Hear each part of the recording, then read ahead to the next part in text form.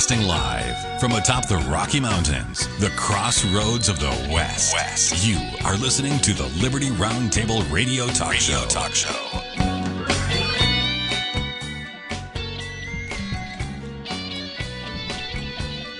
All right. Happy to have you along, my fellow Americans. Sam Bushman live on your radio. Hard-hitting news the networks refuse to use, no doubt, continues now. This is the broadcast for August the 11th in the year of our Lord 2025. This is our 2 at 2, promoting God, family, country, protecting life, liberty, and property, and doing so on your radio in the traditions of our founding fathers. Rejecting revolution unless it's a Jesus revolution, then we're in because we follow the Prince of Peace. Man, last hour, incredible. We had Dr. Scott Bradley on. We also had Dr. Len Baer on with us, man. Len Baer, medical doctor. He says, thank you for aligning with my concerns. He has a Substack. It's called Homo Interruptus. He basically says, my fellow human traveler, lenbearmd.substack.com. That's lenbermd.substack.com. Or you can check out his other website, targetedjustice.com. What are we talking about? Havana syndrome. It's a colloquial term, but the bottom line is it's really a problem. This has been around since the 50s, Dr. Len says. And a Dr. Baer has belief that Havana syndrome is only the tip of the iceberg of something much more insidious. That's cognitive warfare. Yeah, covert experimentation using advanced military-grade technology capable of manipulating one person at a time. 24/7 neurological, quote, surveillance and manipulation. We're talking about trauma-based social engineering and, quote, remote torture of targeted individuals. Ladies and gentlemen, setting the stage for the robot of these cognitive warfare methods to the general population worldwide. I mean, this is serious business. Anyway, be a part of history. Dr. Len says, targeted action 2025. The time has come to rally in D.C., September the 5th through the 9th, 2025. Join us in our nation's capital to rally for freedom from the illegal attack on peaceful citizens. They claim it's not civilians, so we don't need to worry about it. But Dr. Len Baer is here to say, not true. TargetedJustice.com to learn more. To our guest today, Lowell Nelson, campaignforliberty.org. Have you checked out this Havana syndrome? When will they start targeting me and you, Lowell? Yeah, first, that's news to me, Sam. I'm glad to hear it on your show, though, and it's worth checking out, I'm sure. Very dangerous, in my opinion. Very brutal in its application. The problem is we have no way to stop it as far as we understand right now. That's a great concern. But, hey, everybody went to a barbecue on over the weekend except for me and you. It seems like everybody was there. All the heavy hitters were there at Ron Paul's barbecue, celebrating his, 91st birthday? 90th. 90th birthday. Yeah, that'll be August 20, I believe. That's this month, right? Just another 9 days away. He will turn 90 years old, and it's just I kind of wanted to go, but I decided not to go. And was able to accomplish a few things here at home instead of going. But curiosity, overcame me. And so yesterday I watched a recording of the live stream. It was 7.5 hours long, and I watched it at a little higher speed than normal, but tried to just capture some of the greatest moments. You know, they had about 30 different speakers, all the way from like 1 in the afternoon to 9 at night. And I thought there were just 8 speakers that I thought I would highlight their messages if we could this morning. I mean, basically it's kind of a Ron Paul fest. Everybody obviously spoke and made glowing remarks about Ron, and of course he's very deserving of that. And they even interleaved some of the shots from CNN and Fox News, and some of the debates, some of the ads that Ron Paul produced during his presidential runs, some of the more momentous occasions during the Ron Paul Revolution, which you could say, I guess it started in '88 when he ran for the presidency on the Libertarian ticket, but I think it really kicked in 2007 and 8, and of course 2011 and 12 when he ran on the Republican Party ticket for the presidency and kicked off such a great educational wave of across the United States, and especially among the young people across the world. Actually, he had notoriety throughout the world. So I just wanted to hit some of the highlights. There were the 8 people whose highlights I want to hit: Dave Smith, Larry Reed, Josie Glabach, I'm not sure how to say her last name, Nick Gillespie, Tulsi Gabbard, Rand Paul, Ronnie Paul, and finally Dr. Ron Paul himself. The essence of Dave Smith's message, he's the comedian Dave Smith, very well known in certain circles, but he said, Ron not only is a messenger of an important message of liberty, but not only is the message important, but the messenger is what really matters to him. Meaning that he's a good example, he's a good husband, he's a good father, he's a decent person, he's a real gentleman. Dave said he even was flirting with his wife on a podcast several years ago. Here he was in his 80s, right, still flirting with his wife, and Dave Smith's wife was saying, "Hey, are you gonna be flirting with me when we're that old?" Dave said, "Well, I sure hope so." Ron does his homework. Obviously, he knows more about economics and foreign policy than anyone else in the room, and so what he has been saying over the years has been vindicated over and over. But the main message from Dave was that Ron's example, his life, his character, still influences how Dave behaves. How Dave Smith behaves, how he thinks, what he does. He's always asking himself the question, well, what would Ron say? What would Ron do? Which I think that's just a really great part of the celebration of Ron Paul, because not only did he have a great message, but he is and was and is a great messenger. Turning to Larry Reed, he quoted the words of a Prime Minister of Great Britain, I believe, named Stanley Baldwin, who once said, quote, "I would rather be an opportunist and float than go down to the bottom with my principles around my neck," end of quote. Now, he said that to contrast that with what Ron Paul has done over the years. Ron would go down to the bottom with the principles around his neck, but the funny thing is, he floats. Look at all these other people that have, been opportunistic in their political lives. You don't hear about them, right? I mean, all of the people who said Ron Paul was crazy, you don't hear about them. We're not going to be talking about Mitt Romney's principles, 3 or 4 decades from now, but we will be talking about Ron Paul's principles three or 4 decades from now. Larry Reed said that he described Ron as friendly, personable, generous, faithful, and principled. He says, we love Ron because we know his principles and that he sticks to his principles. These are the guidelines, the fundamental truths, the convictions. He speaks truth to power. And that's much better than having an open mind, which is one of the justifications that some of the politicians use nowadays. They say, well, we can't stand up for this. We need to have an open mind on things, right? And then, of course, Larry said something which I believe expresses all of our sentiment. He says, Ron, a million thank yous would still be insufficient to express the depth of gratitude that lovers of liberty feel toward you. Happy birthday, and may you bless the world with many more. End of quote. That was an exact quote. I took that down verbatim, what Larry Reed said. Larry Reed is president and emeritus of the Foundation of Economic Free Education, or FEE as it's known. On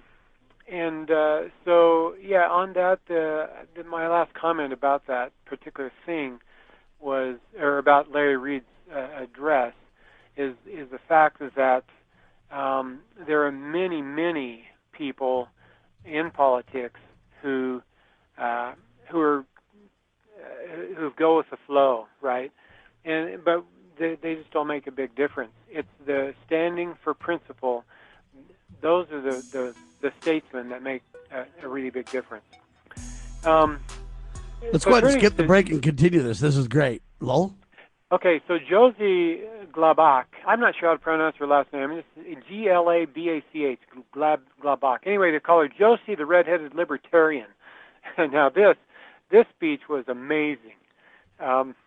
She paid homage to Ron Paul's What If speech of 2009 in making this speech. She basically wrote a What If speech. And so she said, and I'm paraphrasing most of this. I didn't take the time to write this down verbatim. But she said, what if, instead of endless wars, America had embraced Ron Paul's non-interventionist foreign policy? What if we had chosen peace over war? What if we had brought our troops home from Iraq and Afghanistan, focusing instead on securing our own borders? What if our troops had never been authorized to go into Somalia, Libya, Syria, Pakistan, the Philippines, Mali, and Niger? What if we weren't funding a stalemate in Ukraine and an ethnic cleansing in Palestine?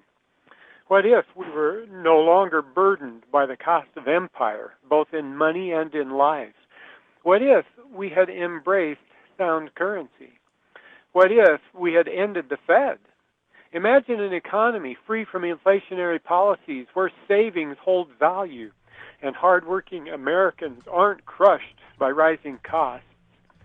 What if Dr. Paul had successfully dismantled the health bureaucracy, thwarting the exploitation of the COVID-19 pandemic?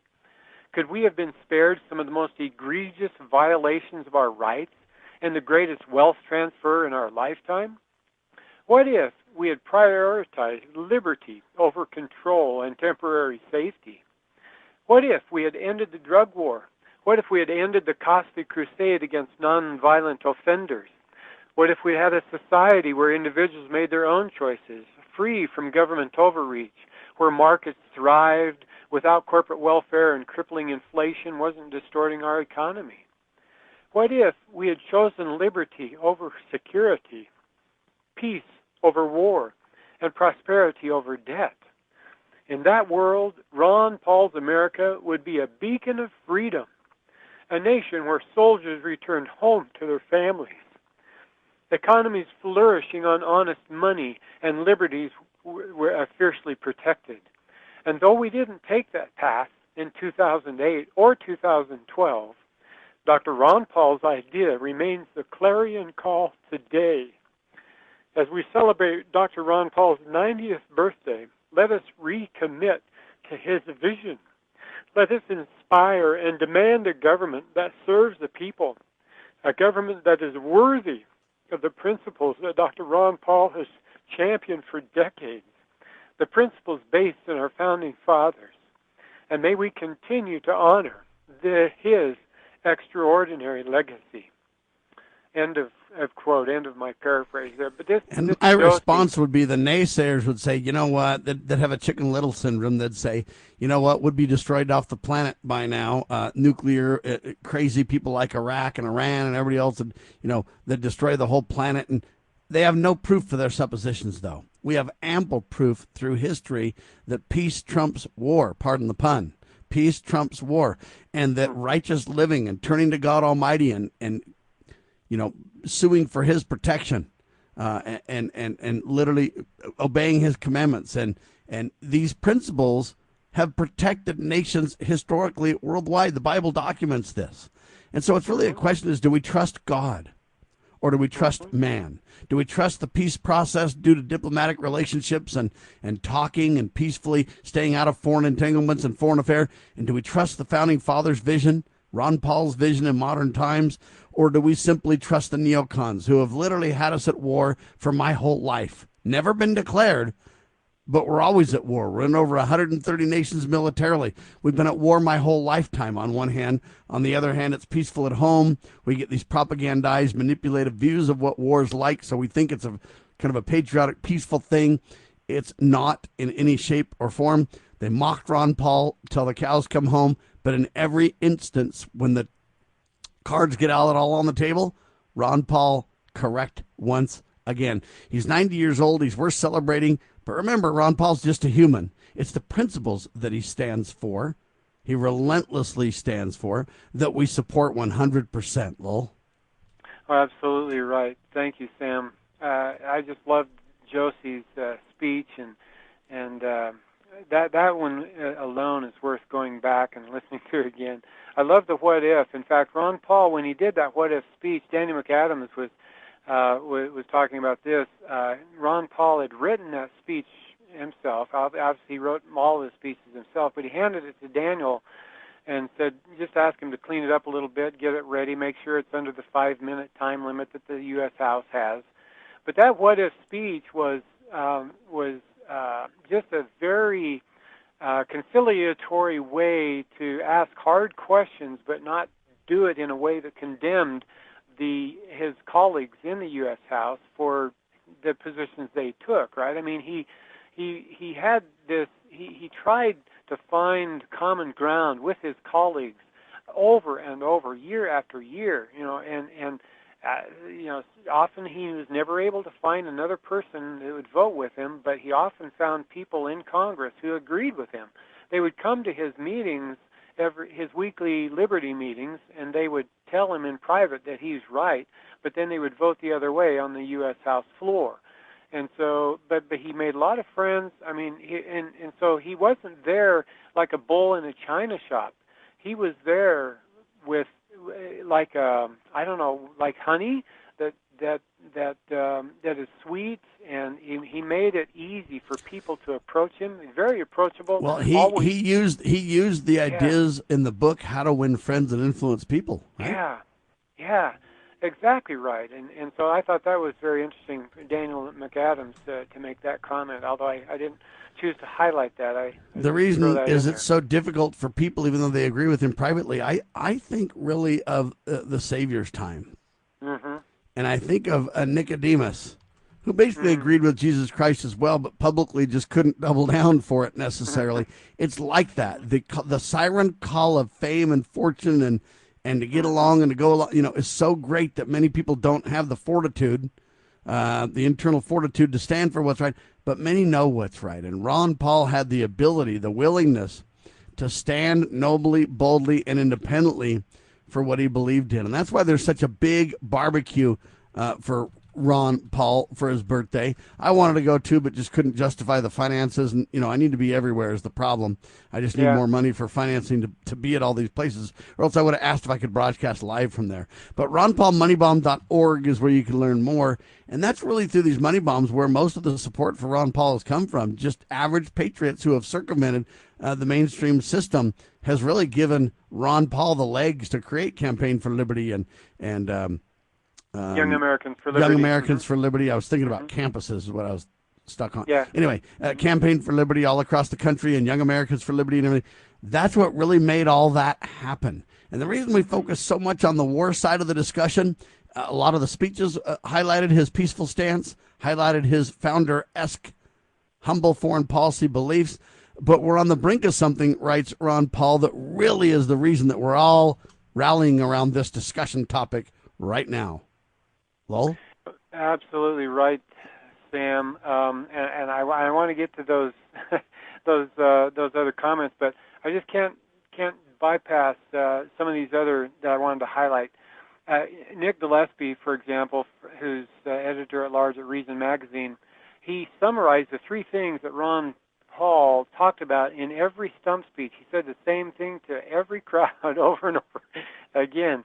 He said, number one, I don't want to run your life because we all have different values. I wouldn't know how to do it. I don't have the authority under the Constitution. So that's his first point, right? Don't want to run your life. Second point, he says, I don't want to run the economy. People run the economy in a free society. And number three, I don't want to run the world because we don't need to be imposing ourselves around the world.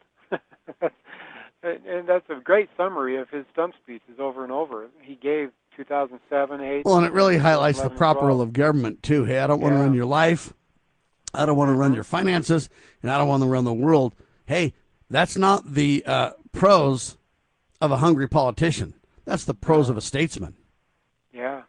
Another statesman, of course, was Ben Franklin, and Tulsi Gabbard referred to the statement to Ben Franklin, his response to one of the citizens after they came out of the Constitutional Convention there in Philadelphia. Ben when he was asked what kind of government will we have, Ben Franklin said, "A republic if you can keep it." And so she referred to that in her remarks. And it was really great. By the way, she is the U.S. Director of National Intelligence.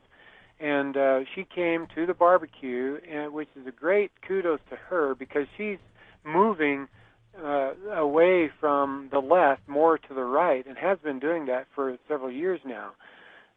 She said our republic continues to be under assault, and most of the people in government make decisions in defiance of the Constitution. They undermine the Constitution. They make instead decisions to protect their own wealth, their own positions, their own power. And he said, and so she quoted Ben Franklin and said, folks, this is our job now. She called Ron Paul a joyful warrior, incredibly inspiring after all he's been through, to see his humility. People all over say to him, Dr. Paul, you've changed my life. And, of course, he responds, all I've been doing is talking about ending the Fed and monetary policy and a humble foreign policy. Well, Tulsi said, well, he changes people's lives because he inspires hope amidst, in the environment where people distrust government.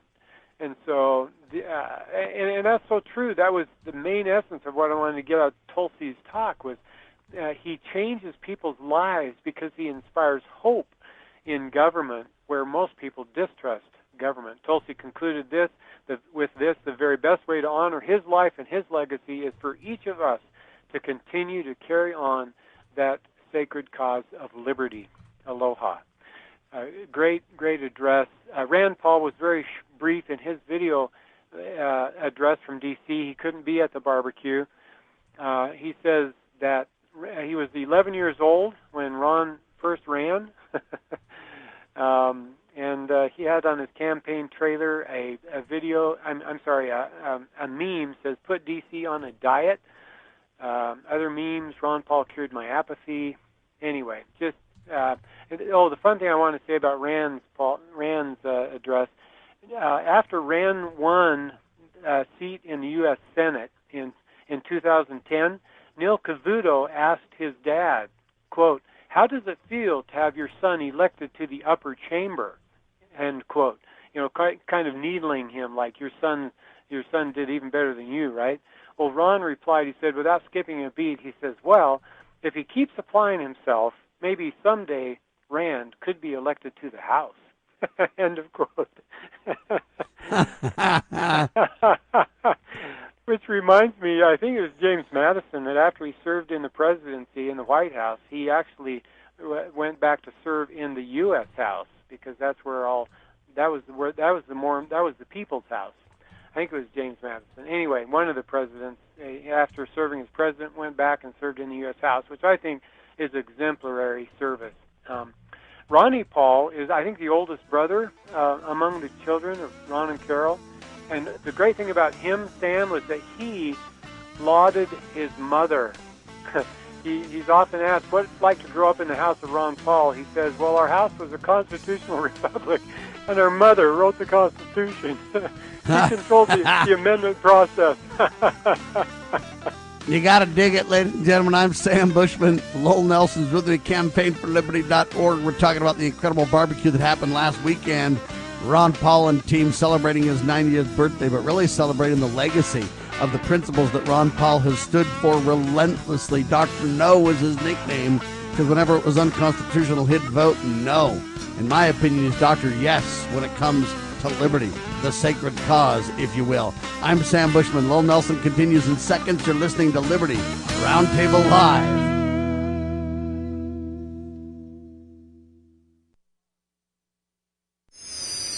How would you like to help this program reach more people and earn silver at the same time? Call or text 801-669-2211 for complete details.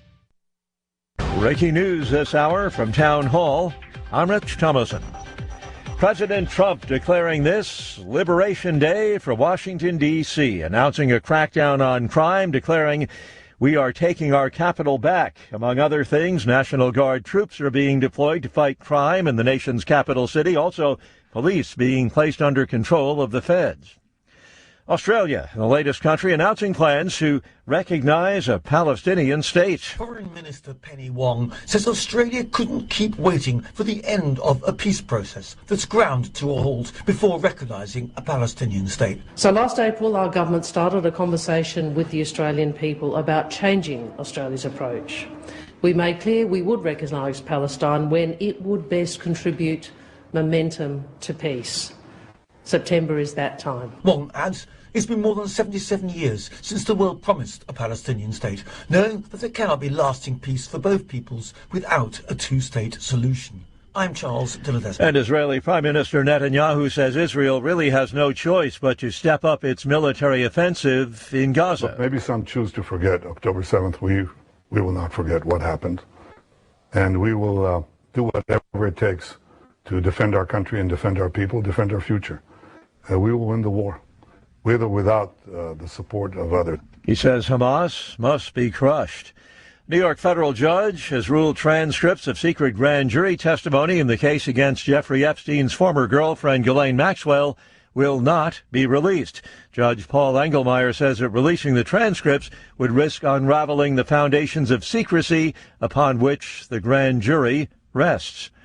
Friday the day, Alaska the place, President Trump will be meeting with Russia's Vladimir Putin to talk about ending the long-running war in Ukraine. More on these stories at townhall.com. We all hear the radio ads about the IRS. They tell you to be afraid, to be scared, and they try to frighten you into calling. I'm not here to do that. Tax Relief Advocates is different. TRA is here to tell you that if you owe money to the IRS, whether it's $5,000, $50,000, or $500,000, we have a solution. It doesn't matter if you're sitting in your car, at work, or with your kids. No matter where you are, call now. 800-575-6745. Don't lose hope. TRA can eliminate or reduce what you owe to the IRS. Generous programs are now available that can give you a fresh start. Our passion is taxes and helping individuals fix their IRS problems. We have over 1,000 five-star reviews on Google and an A+ with the Better Business Bureau. You don't need to be afraid of the IRS any longer. End your tax nightmare today by visiting us online at TRA.com or call 800-575-6745. That's 800-575-6745. Tax Relief Advocates. Real solutions for real people. Attention collectors and savvy investors. We are excited to announce a momentous evolution in our journey. Introducing Free Water Coin Company, formerly known as Rust Coin and Gift. This rebranding takes us back to the very roots of where it all began. Free Water, Oregon. It's a tribute to the legacy of Al Rust and a celebration of 3 generations of dedication to excellence in the world of coins and precious gifts. Al, Brian, and Jake Rust standing strong through 64 years of service. Discover a world of exceptional service at Free Water Coin Company, your premier destination for genuine, honest money and precious gifts. Under Brian's expert guidance, Free Water Coin Company, building on the legacy of Rust Coin and Gift, continues its tradition of trust and excellence. Visit us at our Provo, Utah location. Explore our treasures online at freewatercoinco.com or call us at 801-377-1574. Free Water Coin Company, where your future is built one honest coin at a time. Former Sheriff Richard Mack recounts in his book The Proper Role of Law Enforcement how he came to realize while working as a beat cop how wrong the all-too-common orientation of police officers is when they think of their job as being to write tickets and arrest people. Richard Mack tells of his personal transformation from by-the-number cop to Constitution-conscious defender of citizen safety and freedoms. Learn what it really means to serve and protect. Purchase your copy at CSPOA.org. That's CSPOA.org. Get ready to be part of something incredible. We're breaking barriers and delivering the powerful stories that mainstream media won't touch.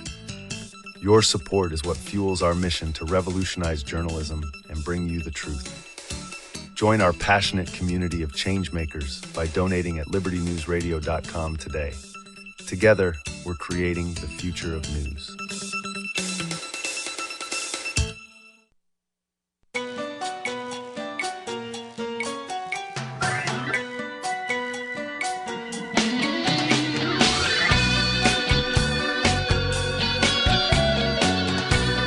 Broadcasting live from atop the Rocky Mountains, the crossroads of the West. You are listening to the Liberty RoundTable Radio Talk Show. Well, welcome back, ladies and gentlemen. So good to be with you this morning here on Liberty RoundTable Live. My name is Lowell Nelson. I'm riding shotgun this morning with Sam Bushman, your host of this awesome show. We've been talking about this marvelous birthday party celebration for Dr. Ron Paul in Lake Jackson, Texas. That was held Saturday, just 2 days ago. There were about 30 people at that event to speak about Ron and to just celebrate, reminisce basically the Ron Paul revolution, all the good things that have come because of Ron's political life, his public life, his public service, and even his family, private life, because that was certainly also held up as exemplary, which it is. He is faithful to his high school sweetheart. As they've been married all these many years and are still flirting with each other. I mean, they just have a lot of fun. I might also add here that they did a money bomb during the birthday celebration, and I think their initial goal was to raise $100,000. They exceeded that, and they so far, if you look at moneybomb.org or Ron Paul Money Bomb, what is it? RonPaulMoneyBomb.org. The number is up nearing $220,000. So, getting close to $250,000 raised. All of that money will go to the Ron Paul Institute to continue his legacy, which is, of course, being promoted by the Campaign for Liberty and by the Young Americans for Liberty, by the Ron Paul Institute for Peace and Prosperity. Ron still does his daily show every weekday. He does the Liberty Report, which you can still catch. I mean, he's still very, very active. One of the things that Lynn Ulbricht said in her speech was that, if Ron can still do this at 90 years old, that means the rest of us better keep going in this fight for liberty. Well, the very not last like keep going, Lowell, but try to keep up, even for that matter. That's right. It's like crazy. Ron's talk was the very last one of the day, as you might imagine. He was the guest of honor. And there were numerous standing ovations during his speech, as you might imagine. Yes, he talked about ending the Fed. Yes, he talked about the danger of foreign entanglements, education, volunteerism, even sports. He talked about the draft. He talked about natural law and everything. Just, again, he didn't talk about himself. Although it was really funny at the very beginning, he said, I asked my staff to put together a list of everybody who had helped me along the way, had helped with advance the cause of liberty. He said, well, the list got really long. And he obviously couldn't take time to walk through a list like that. There's thousands and thousands of names, obviously, on that list. But he said he just attributed his his popularity to the people who supported him and who have helped him over the years. And then in conclusion, when he ended his conversation, his speech, basically, he commented there are more people than good. There are more good people than bad people in the world today. And I agree with that 1,000%, Lowell. That's exactly right. But then he said that but unfortunately, we have more, the higher percentage of bad people in government than we have good people, right? And that's why why our country continues down this perilous path towards oblivion, right? Because we have more bad people in government than we have good people. what he was saying there, Sam, was that we need more good people to be involved civically at all levels of government, whether it's your school board or your HOA or your community city council, your county commission, your state legislature, whatever it is, maybe even the U.S. Congress. But we need more good people in government to turn this ship around. And so that was his parting message, and again, challenging the rest of us to do more, in the sacred cause of liberty. So, Sam, that's kind of a wrap of that event on Saturday. It was a wonderful, wonderful event. Wish we could have been there. Both of us could have been there to bask in the glow of all of the accolades and the gratitude that was expressed for Ron Paul and his marvelous message. Sam? All I can say is kudos to Ron Paul. I really think that he's focusing on things that matter most. And I think we need to really kind of realize what he's saying right now, because it's one thing to say, oh, he did a great job in Congress. Oh, the things that he stood for back in the day were great. Let's talk about right now, though, Lowell. He's spot on in terms of his warnings, his concerns, his reality checks, real time right now with the news of the day, in fact. Yeah, Cold War 2.0 heats up. His column posted last Monday, Sam, all about the Cold War heating up between Russia and the U.S. He reminded us about the Cuban Missile Crisis in 1962. Quote, back then, Soviet moves to place nuclear-capable missiles 90 miles off our coast in Cuba led to the greatest crisis of the Cold War. The United States and its president, John F. Kennedy, could not tolerate such weapons placed by a hostile power on its doorstep. And the world only knew years later how close we were to nuclear war, end quote. Well, thankfully, both Khrushchev and Kennedy backed away from the brink of nuclear war. Khrushchev agreed to remove the missiles from Cuba, and Kennedy agreed to remove some missiles from Turkey. And the world breathed a huge sigh of relief.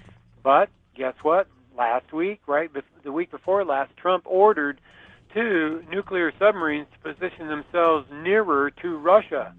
Had Russia attacked the U.S.? Had Russia attacked an ally? Had Putin even threatened to do so? No way.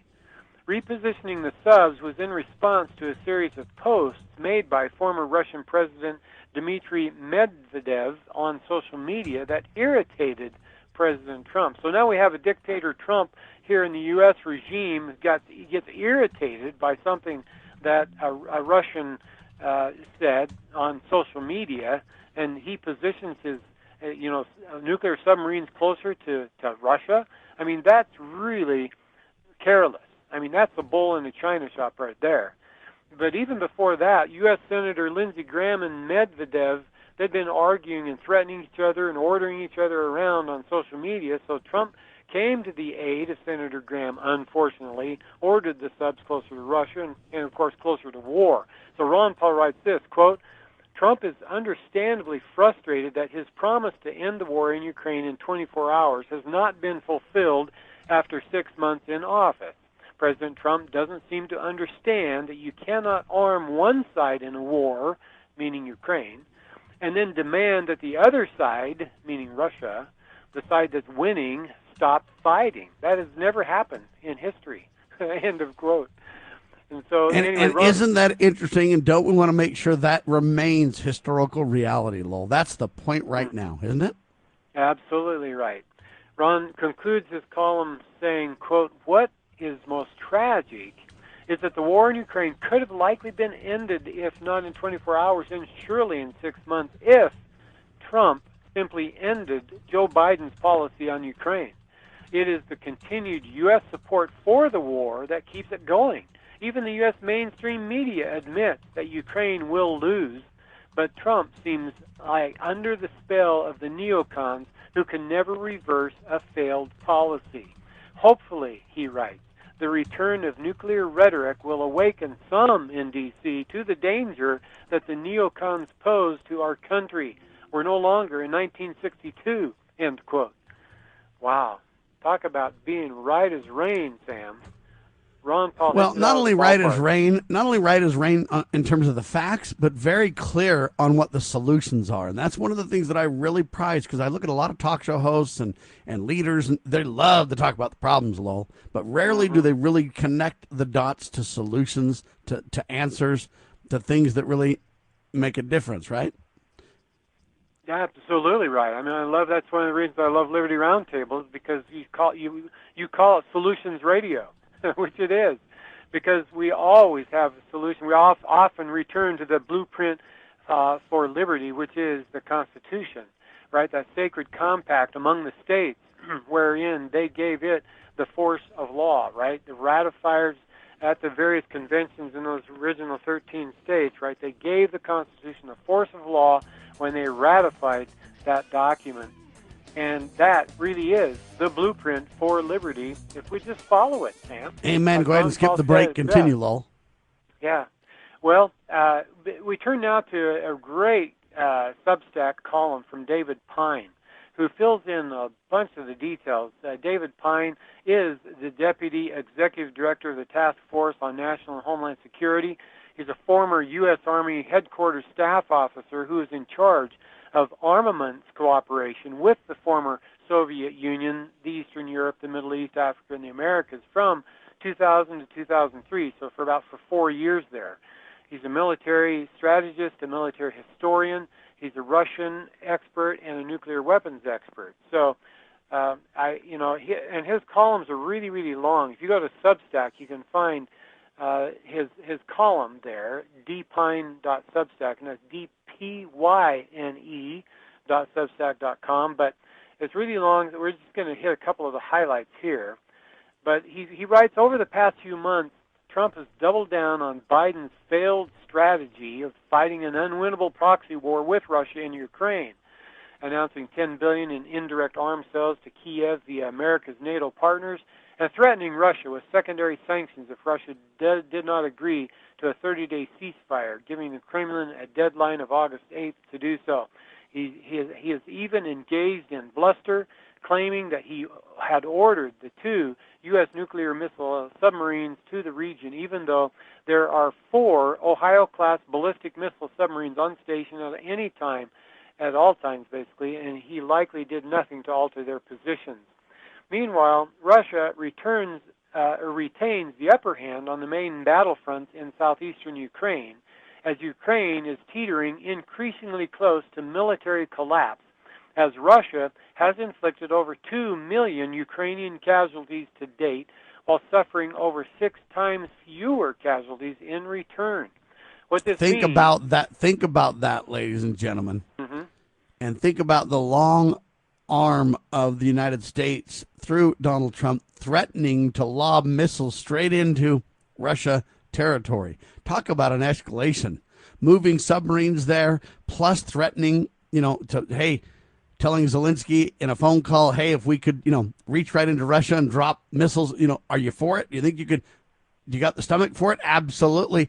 So they're gearing up on one side, pretending that they're going to have a peace talk on the other side. And to prove in my opinion, the psychosis of this whole idea, here's a report for WorldNet Daily. Here's what it says. Report, White House considering inviting Zelensky to Alaska summit. Trump earlier announced a meeting with Russian President Putin on August the 15th, I guess it is.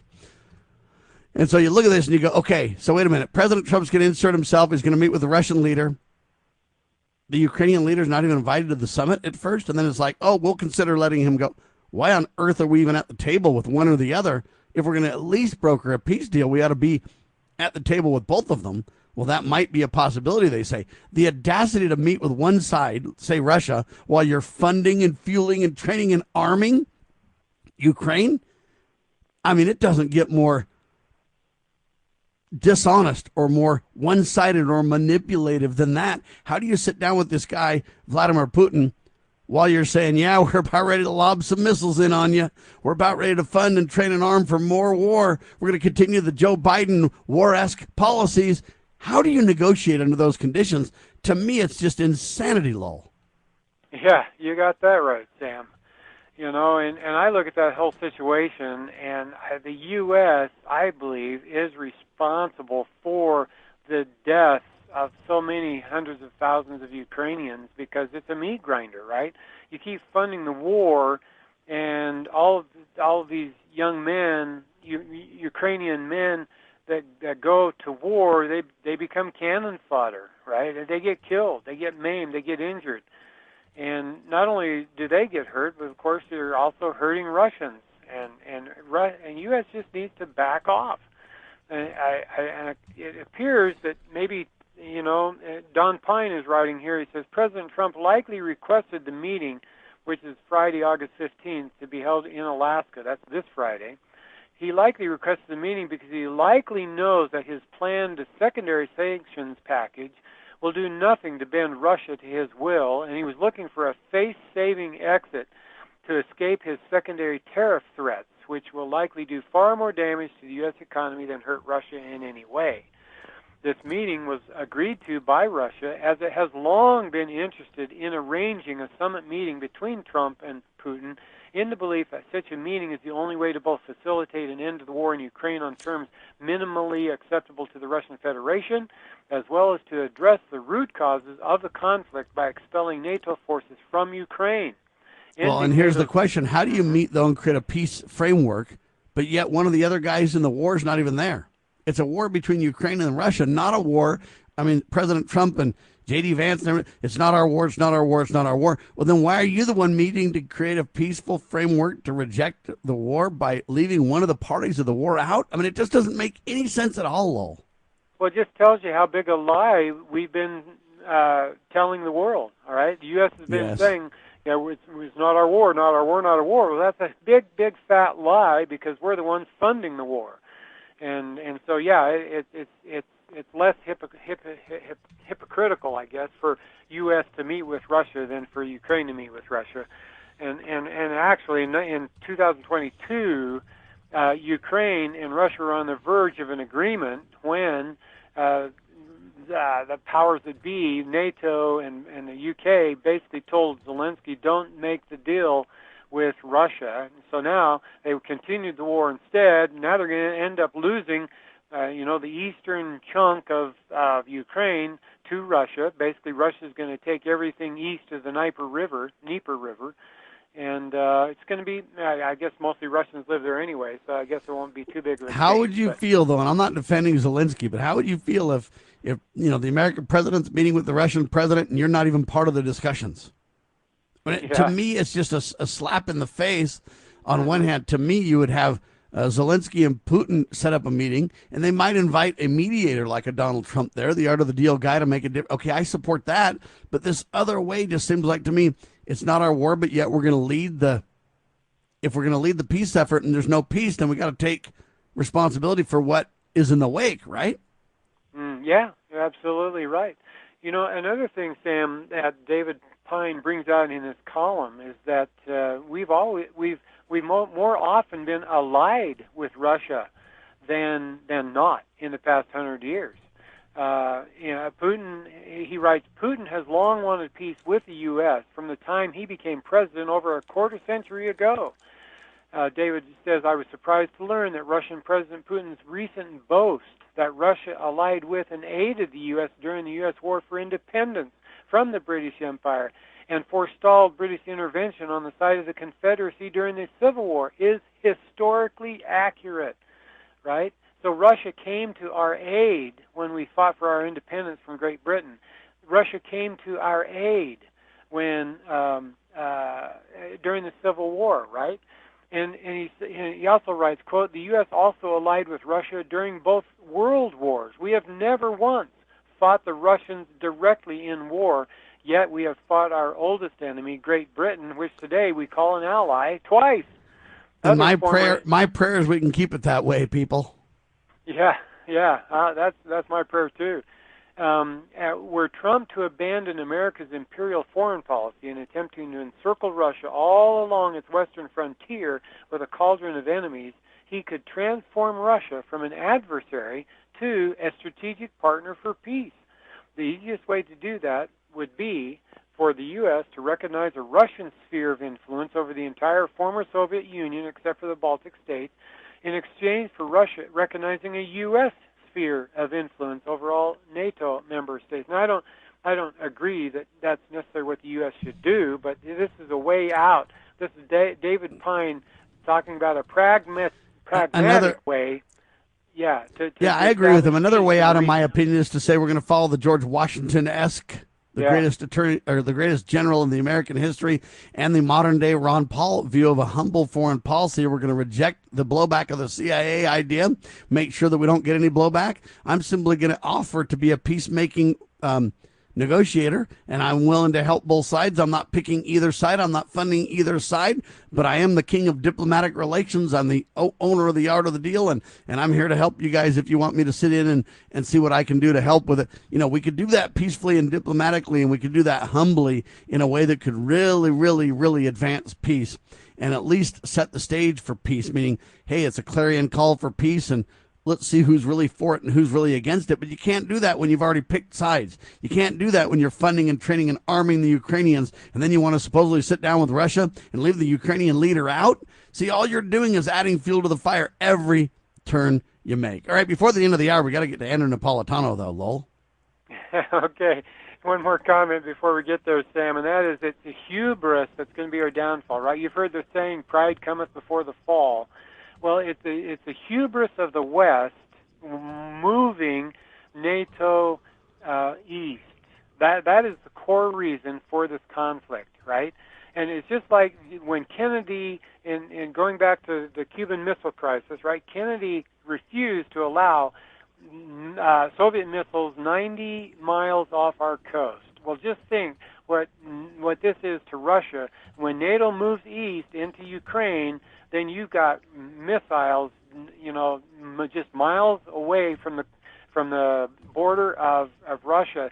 Russia is simply saying, no way, we're not going to allow that. Just like Kennedy said, no way, we're not going to allow this in Cuba. And the fact that the West, meaning Trump and the neocons here, refused to accept the fact that they shouldn't have gone gone east with NATO, further east, that hubris is going to be our downfall if this turns into a hot nuclear world war, Sam. Jettison NATO, get out of the world manipulation of all nations, and let's have a humble foreign policy and provide true leadership as a light on a hill following the Prince of Peace, shall we? Yeah, absolutely right. Okay, so Andrew Napolitano, just we have long enough left just to make. I mean, this has been in the news, right? Democrats, they left Texas. They fled the state, over 60 of them, or about 60 of them. They fled the state so that the Texas legislature could not redistrict Texas in a way that favored the Republicans who are currently in power. And so Napolitano weighs in on this. He's saying the natural right to travel, recognized in the Ninth Amendment, preserves the right of the runaway Democrats to go wherever they please. Governor Abbott has complained that the Constitution is an obstacle to law enforcement. No surprise here, the Constitution is an intentional obstacle to government power and a purposeful deference to personal liberty. But it is only a restraint on government and a protection of liberty when the folks in whose hands we repose it for safekeeping honor and comply with it. End of quote. So, Sam, remember what Ron Paul said? We really need more good people in government if we want to protect and restore our liberty. That's our challenge. We need more good people in government. And Governor Abbott is just out of luck. He can't force other states to arrest those state legislators and send them back to Texas. They haven't broken any criminal law. And so, according to Napolitano, those Texas Democrats, they can stay outside the state for as long as they want. Sam? The people can, at the next election, rid themselves of these clowns if they think they're a problem. We, the people, have ultimate control. Let's remember that reality check as well. And the fact is, they work for us. For Lowell Nelson, ladies and gentlemen, campaignforliberty.org, doing a phenomenal job. And yours truly, Sam Bushman. We're nationally syndicated by the Loving Liberty Radio Network. Spread the word. Download the show or listen via the online website, lovingliberty.net, or the iPhone or the Android apps. Download them and listen to your heart's content. It's free. Do so today. Spread the word. Check out my videos as well at lovingliberty.net. Short form videos, long-term radio content. This is Liberty Roundtable Live. God save our republic.